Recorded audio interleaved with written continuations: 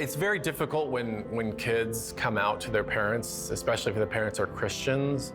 The kids oftentimes have been wrestling with this issue internally for years. And so they expect their parents to be on board immediately, which is unfair to the parents because the parents need time to grieve and to mourn and to kind of adjust to this news. And also, the parents need to give the child grace too, because a lot of times parents, when they hear the news, they react really badly. And so both parties just need to have a lot of grace on each other. Everyone needs to just be patient with each other. And parents just need to love their child unconditionally and love them well through this process and pray for them. Before I was a Christian, thoughts about sexuality dominated my life. My sister-in-law, she was a Christian, and she knew that I knew that what she believed about homosexuality. She believed it was a sin. But for 20 years, we would get together, have coffee, have fun. She would talk about God, I would talk about guys. And she never once condemned me or judged me. She never once brought up a Bible verse. She just loved me really well and prayed for me for 20 years. And it worked.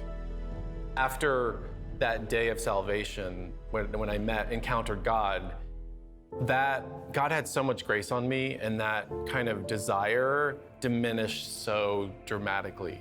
And so I don't miss relationships with guys. I finally found who I really am, and it's far more satisfying than that life ever was. My hope is that people will realize how much more amazing it is to deny yourself and follow Christ rather than to just give in to sin now just to satisfy some immediate need or urge.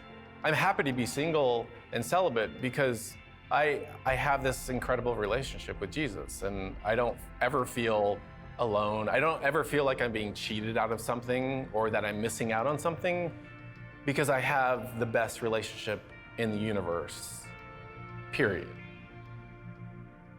And that is a wonderful testimony. That is someone saying, I celebrate this because I have a much better relationship. And this is what the early church celebrated, and this is what the Apostle Paul celebrated. And he said, but such were some of you. And he's addressing the early church, that people had come out of these lifestyles, and whether that was idolatry or homosexuality or anything the Bible labels as sin, he's saying, but such were some of you, but now you have a relationship. Now you have that contact with your Creator. This isn't new for Christianity. Realize Christianity was birthed in a hypersexualized culture, the Greek culture, the Roman culture. And from that culture came people who were called out, and that's where we get the word church, the ecclesia. They were the called out ones. They were called out to have a relationship with a loving Savior, and that's the same calling we have today. It's wonderful to hear these kinds of testimonies because it gives us all hope that yes, indeed, people can change. They're successful at it. They're having wonderful lives as a result. And they're not dominated by it anymore. That's one of the keys, how sin dominates your thought process, how it invades every waking moment.